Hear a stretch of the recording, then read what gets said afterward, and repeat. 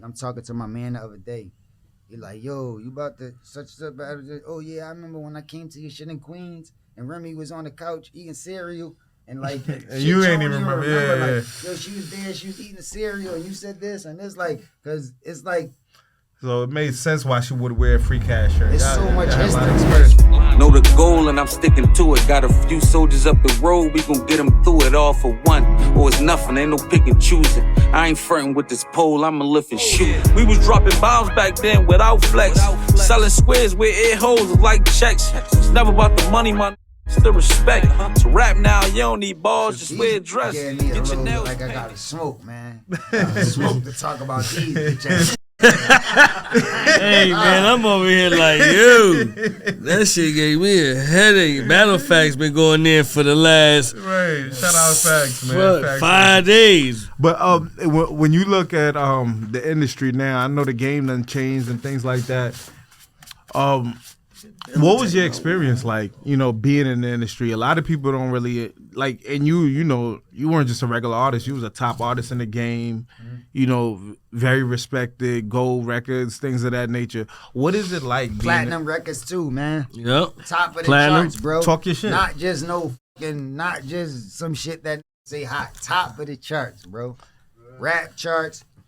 Overall charts, hip hop and R&B charts, every charts, bro. All my singles was top of the list, bro. Real.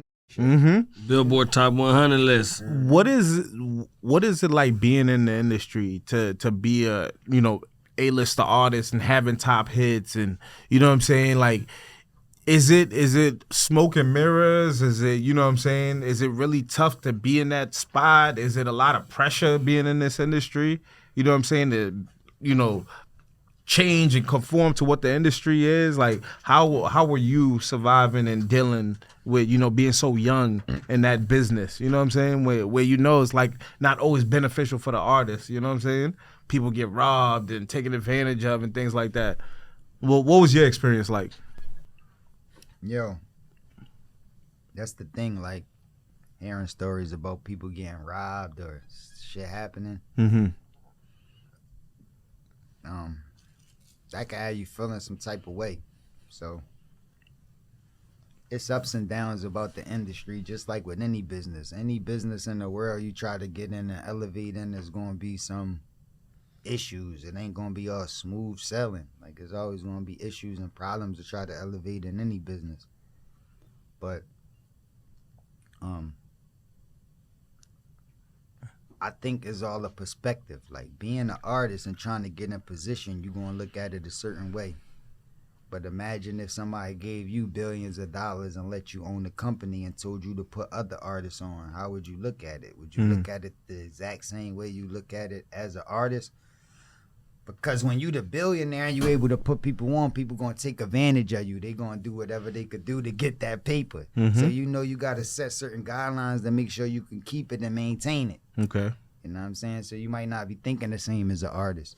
So I was able to think in all different places, like as an artist, as a struggling artist, as a successful artist, as a businessman, as a label owner, as the that's putting other people on. Like, I got an opportunity to think in all them positions, and I know it's like different.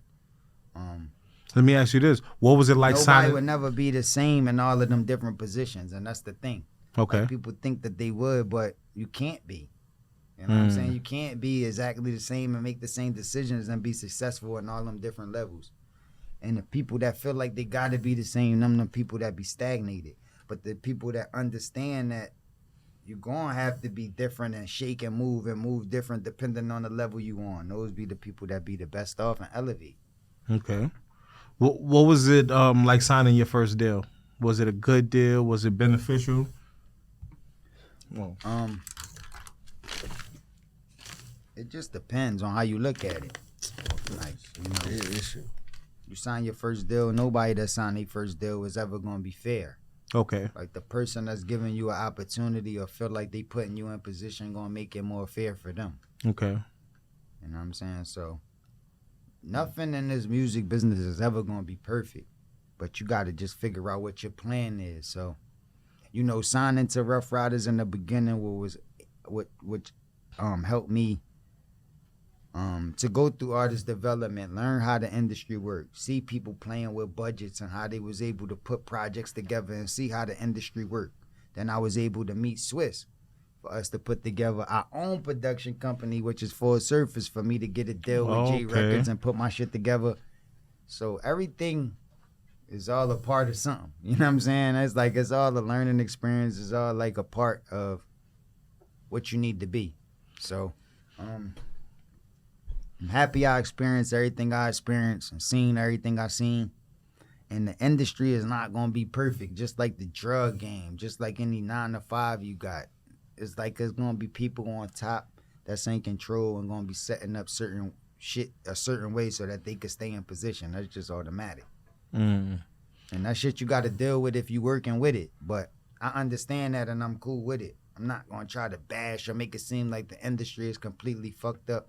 Okay. Because it definitely saved a lot of people's lives, provided for a lot of people's family, helped a lot of people out, gave a lot of people positions, able to see the world, able to fuck a bad bitch that they would have never been able to fuck if it wasn't for the position they in the industry. Right. Just that alone is like worth, you know what I mean? Some doing what they need to Right. do. It's a lot of shit the industry did, so it's not all bad, bro. Made look like lit to hoods. Some people don't even understand whether they can't like really see your bank account. It's just all about how you look to them. Right. So if you look like you worth 30 million, it don't matter if you worth 300,000.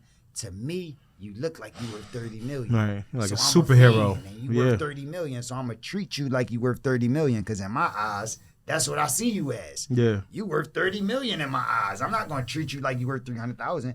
But I don't know you only got 300,000 in your bank account. I don't know that. I'm gonna treat you like you worth 30 million. Right. So the industry do come with some benefits, and it come with some people that's in position that's trying to keep their position and trying to make money too. That's just how any business work. Right.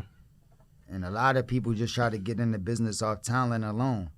And that's cool, but if you don't know the business, then you just relying on your talent alone. Niggas gonna know, oh, they got talent, but I could take advantage of the business side because they just talented. You know what I mean? So as far as the business aspect of the industry, what is something that artists got to learn when they sign in their first deal? The business period. You know what I'm saying? How you gonna sign your first deal if you don't even know what a deal is? Some people want a deal and don't even know what a deal is. You know what I'm saying? So if you don't know your own self and you don't got the time to research, you need a team around you that you can trust and that do know it. Like you need the right manager, the right people, the right lawyers, the right people that do know that can tell you. You know what I'm saying? Because more importantly than talent is a business. You know what I'm saying? That's the most important thing. You know what I mean? Niggas trying to get to it. Niggas trying to make money. So they figure out a way to make money with you and you don't figure it out yourself, then they just gonna make money off you and you ain't gonna make shit. Right. So the best thing is to learn the business, bro. And that's what they don't teach us. They just teach you to just rap or be talented or dance or sing, or they don't teach you to know that part because they don't want you to. They want you to be the talent, and now we could take advantage of your talent. Right. But, you know what I mean? You definitely got to learn the business that you're getting into, and that's not just the music business, any business. You ready to go to the NBA, learn that business. Don't just be nice at ball. Learn that part, too, so you could benefit. You want to open up a store, learn that part. Do your history. Look at that has stores so you can learn how to shake and move. And, I mean, it just depends, but you mentioned signing your second deal and then working with Swizz, right?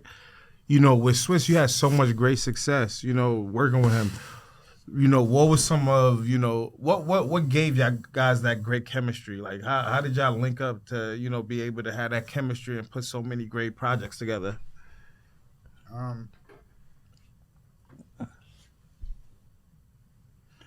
Well, Swizz father, Terrence Dean, was my manager. Okay. So he was the person that found me in Philly. He was in a barbershop and he found me in Philly. So that was Swizz' biological dad. So when I got signed to Ruff Ryders, his brothers D and Y, TD, Swizz father, his brothers, biological brothers, DNY, own Ruff Ryders. Okay. So he was able to bring me to his brothers, you know what I mean, who own Ruff Ryders, to make me be able to get the sign to Ruff Ryders when I was 17. Mm-hmm. But while I'm signed to Ruff Ryders, Swizz is a popping producer at Ruff Ryders. He wasn't at first. There was other producers like PK and Grease, and you know what I mean, they was lit already. But Swizz was like young and up and coming, and then he had that sound. So they started pushing him around the time I was signed. Okay. So Swizz got enough of a buzz to branch off and get offers to get his own production company.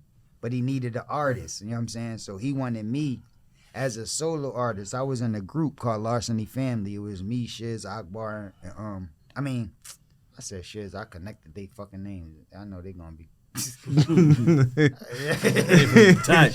crazy, man. Shiz, Lansky, and Kyle Akbar. We was in the group, Larceny Family. I know them niggas gonna be dying. Like, yo, this nigga. Yo. But anyway, we was in a group, Larceny Family, 3-man group. But he wanted me as a solo artist to start his production company. So that's how I got split from the group, got solo, and started working with Swizz. And then I went and got a deal with J Records. Okay. J Records don't exist no more. It's under Sony BMG now, and they took it over. But it was a Clive Davis label. J Records was big at the time. And I got a solo deal with them. And Full Surface, which was Swizz, was my production company. So, I don't know. A lot of people don't understand what that means. But the production company is the production, is the put the projects together, like put the music together, produce it, make the music and all that. Okay. But my actual label was J Records. Those is the people that supply the budgets, that push it, that, you know what I'm saying? Okay. Distribution and all that. Yeah. So I had an artist deal with J Records. It's just that Full Surface was my production company. Okay. So that's why I was still connected to Swizz. But people thought that Swizz and Full Surface had a label deal under J Records. Like J Records was the major. It was a Full Surface label deal, and I was signed to Full Surface, so that's why I'm coming out with J Records. Okay. But it wasn't like that. It's like I had an artist deal directly with J Records, but Full Surface was my production company. Okay. You know what I mean? Right. So that's how that shit went, and that's how the music started coming out. We started making music, and the chemistry was right. I mean, I guess because we already kind of felt it out. He already knew. We kind of connected. The energy kind of connected already, because I told you I was in a group, and he wanted me as a solo artist. Just seeing me battling. This is a part of the 5,000 and know. See me going crazy every day. Right. So niggas want you, that energy. You know what I'm saying? So, and you can hear him in the background in your freeway battle, like ad-libbing and talking and everything like that too. Yeah.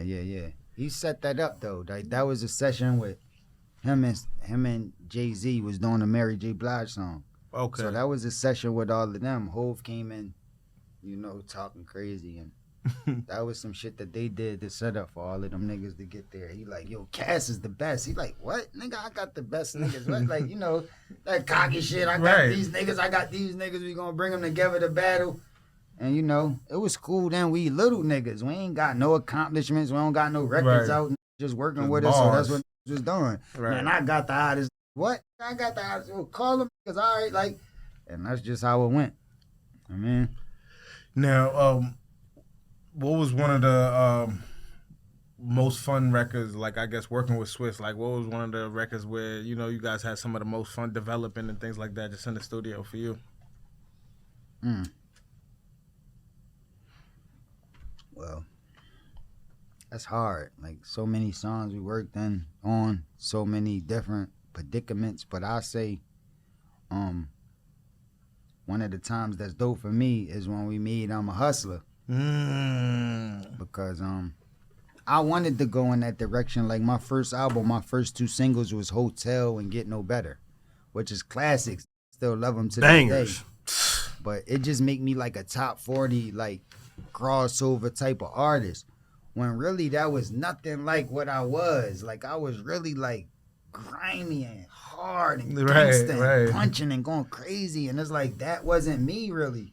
Mm. So the world feel like we could go get it cracking, but you know what happened. We be under the covers, making love to each other. But telling the you. streets like, man, that said I'll blow your head off. And I'm telling you. Like Right, so it's right. confused. So the street that love me for that is that's like, yo, interesting. you sold out because you going this. We could go get it. That shit ass. But then that love that, like, yo, this what you need to do. That other shit you doing, that shit is ass. This is it. So you between a rock and a hard place, like what I'm supposed to do. Right. The niggas that got me in this position to get me here want to hear this. But now they got me, we could go get it. They want you to but cross now over?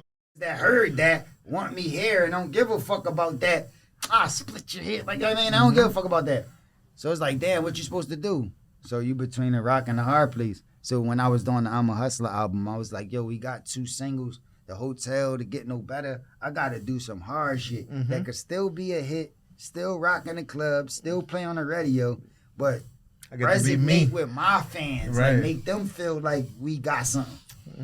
And that was a fight. They wasn't with it. They wasn't really trying to do that. They want to do, we could go get it cracking. Yeah. You need another hotel. You Yeah, need yeah. So they just want you to be like making hits, good hits. Like you people... need another one of those. Right. That shit is it. Where's that at? Got you. But I need something else. So it's like a fight. But So you had to you know, fight I to finally get get that it out, hustle. and when I got it out, I was in jail. That's when I caught the case, and I was locked up when that album actually dropped. Okay. But it was my first platinum song. It went crazy. It's the first platinum selling ringtone. Jeez. It's like a lot of history that Shit. song made, It's and that a shit was ringtone. rocking out and knocking while I'm in jail. Mm-hmm. So So and you they in didn't jail while wanna- Hustler's out. And they didn't want to support it. So Damn. it's not like G Records put money behind it and started supporting it because they was like, yo, this ain't no hit. This is ass. Yo, they used to tell me this shit is ass. They was like, yo, how are we going to push this? They probably ain't use the word ass, but Yeah, you yeah. get the idea. That's not what we How we want. going to push this? In the chorus alone, look how many it's acts. Acts about me. Acts. Acts about me. They like, yo, that's already a handful of we're gonna push this song with crazy. Yeah. And I'm like, yo, that's it though. That's it though. That's that shit though. That's it. They're like, no, it's not it. This is not a hit. We can't play get this on the radio. We can't do this. How you expect us to make this? That was hit? that radio that's the chop fight. that Right. DJ drops the way they chopped that up. We Ask the fight. about me. And what? when they come out, Right. we ain't even got no money behind it. Just to make show DJs start picking it up and started supporting it, and they start spinning it crazy anyway. Even though it wasn't no money and wasn't no push. Right. So then the label see like, yo, this shit getting crazy radio spins without no push. Now we got to get behind it. And that's when they open up the budget for me to do the video, for me to push it. But it was kind of a little late because it should have been already, but they ain't Gotcha. believe in it. So it was a little late, but it's still just still that went. song was so hot that it Facts. just made sense, and it just, they caught on later. You know what I'm saying? But it wasn't like to start off with the Hotel and they Get No Better because they a top 40 label. That's the songs they want to do. They know that that's easy for them. Right. Yeah, we want you We to can do market that. Yeah. But I'm a nigga, nigga. Nah, we don't know how to do that. And it ain't like I'm with Def Jam or something, or even Interscope, but that was promoting gangster shit. This is J Records. They on some more, they don't want that. They want, hey, ho, Right. hey. You know what I'm saying? So it's like, how we gonna do that? Looking back as an artist now, as a businessman, do you feel like you should have just conformed to give them more of that record they love, or would that make you a bigger star doing more pop record type things? Like, you know what I mean? It's a thin line between it. You know what I'm saying? But like I said, my first platinum song was Hotel. First platinum ringtone. I mean, not Hotel. I'm a Hustler. Hustler, okay, okay. People still love I'm a Hustler to this day. That's a fact. And it make them feel like they could relate. Like, yo, Uh-huh. that was my ringtone when I was doing this. man. 16 Like, yo, years my old with nigga, a next bro. tail, bro, with a Like, next that tail shit, chirp. Niggas like, Right. What they talking about? and it's like, how can you tell them that it would have been better to keep going, hey, ho. But how can you tell one of them chicks that's in They love it. Switzerland somewhere when I do hey, ho, and they like, yo, I lost my virginity when it said, how you doing, ma? And it fucked me, and I was watching this, and then you came the next year, and I seen you at the concert, and I pulled my titties out, and it's like, how can you tell them that you need to do more nigga acts, nigga, because they, hey, oh, they, girl, you wanna come to my hotel? I see the like, reaction when I go out with you on tour, whatever you doing. They love the ladies, you know, when you hit them with that joint, they go crazy. Yeah, like everybody like different stuff, so there's no way to really say what you should have did or shouldn't did. I did what I was exactly supposed to do. Like it all worked out for me. So you know what I'm saying? I did shit that can please the people that love bars, like that hard shit, that I'm a hustler shit. I did shit for them. You know what I'm saying? But I also did shit for the people that like the, hey, ho, like we got hits. I done did a bunch of different shit. And now I'm also on this side doing shit for niggas that like battle rap, no beat, just nigga getting busy, talking battling crazy. yourself like, and I'm shit trying like to that. do, And you making records with battle rappers when you can. I'm trying to do everything. Like I love this music shit. Like I don't want to just stay in one place. I just want to do it all. You know what I'm saying? Whatever I feel like doing at the time, I want to be able to do that. You know what I'm saying? And that's the best feeling. Like if you a chef, you should want to be able to fucking cook different shit. Like, yeah, I'm super nice at Italian food. But at any given time, I want to make this. I want to know how to make it and be able to do it. Not just be locked into just spaghetti every day. Now, you know, when I go over your history, you really worked with everybody. Literally the top biggest artists in the world, from Nas, Fat Joe, Angie Stone, and rest in peace. You know what I'm saying? Like, you literally worked with everybody. You know what I'm saying? Who was one of your favorite person that you worked with in the industry, whether you looked up to or just learn from, or just the song was just amazing working with them on? Like, who's one of your favorite person being in the studio with and really grinding and working with? That's a hard question because it's a lot of them, but I'll give you one right off top. LL Cool J. Ooh, I need to hear this story. Why LL? I mean, where did the GOAT come from? Greatest of all time. Like, from LL. Where it come from? That's real. Put out over 10, 11 albums. All of them charted. All of them got plaques. We've been holding it down for generation after generation. All different type of styles, and then aged and matured so many different times, but still keeping it moving.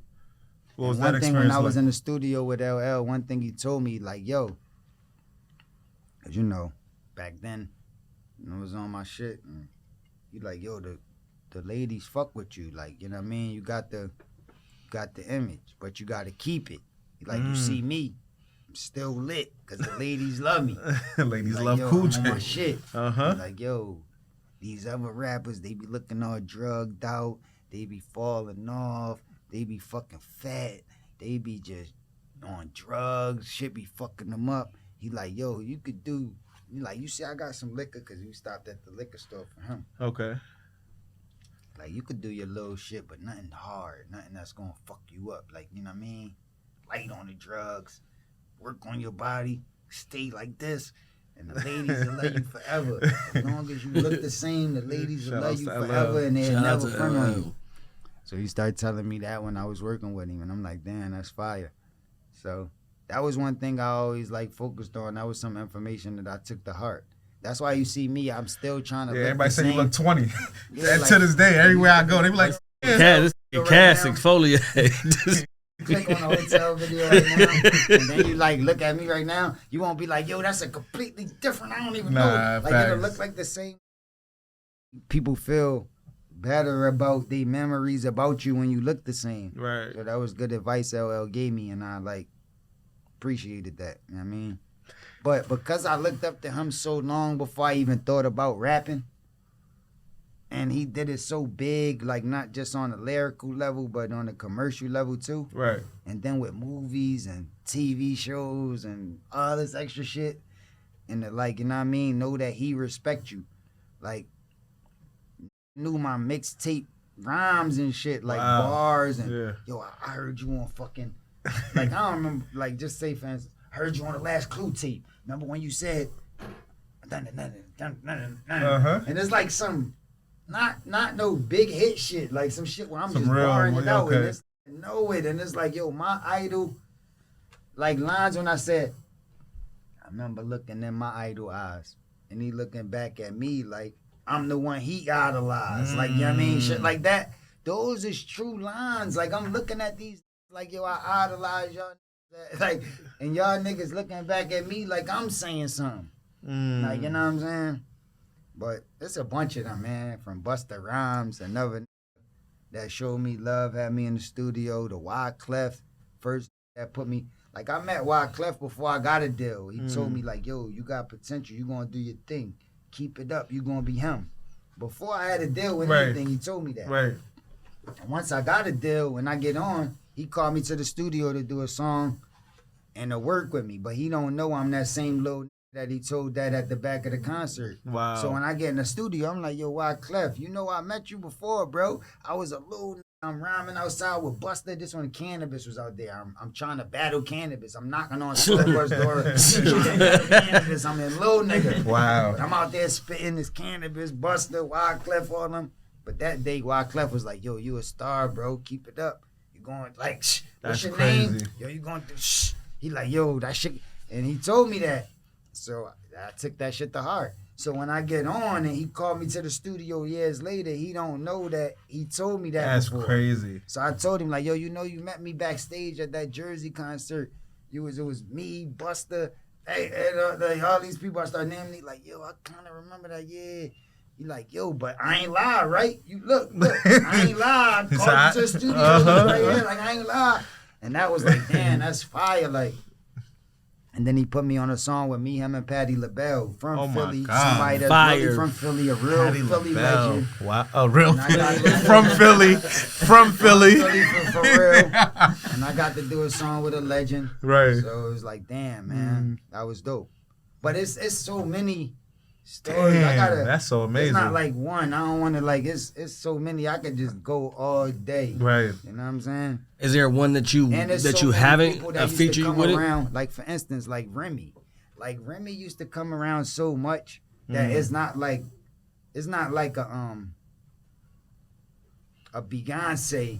Like, I seen Beyonce a few times. Okay. Like, so the stories is more limited. So when you know about the times you was with Beyonce, is more memorable. Okay. But like, say with Remy, she used to come around so much that I forgot about a lot of times she was around. Okay. You know what I'm saying? So it could be shit like that. Like, I'm talking to my man the other day. He like, yo, you about to such and such. Oh yeah, I remember when I came to your shit in Queens and Remy was on the couch eating cereal. And like, you ain't even remember. Yeah. Like, yo, she was there, she was eating the cereal, and you said this, and it's like, cause it's like. So it made sense why she would wear a Free Cash shirt. It's so much history that you don't even remember it all. Right. You know what I'm saying? It could be some people like that, but some people that's more limited. Like R. Kelly. Like, I ain't been around him like so many times that I could forget. It was only the time when we did the hotel video, and then the time when we was in the studio. Making the music. What was that like? Yeah, because that's like the hotel's one of your biggest hits ever. That's a goat too. You know what I'm saying? And you know, how do you separate? It's different from what part you talking about? Making the song? Or yeah, the making the song. Let's hear that. What's that in the studio with R. Kelly? We had the idea of the song.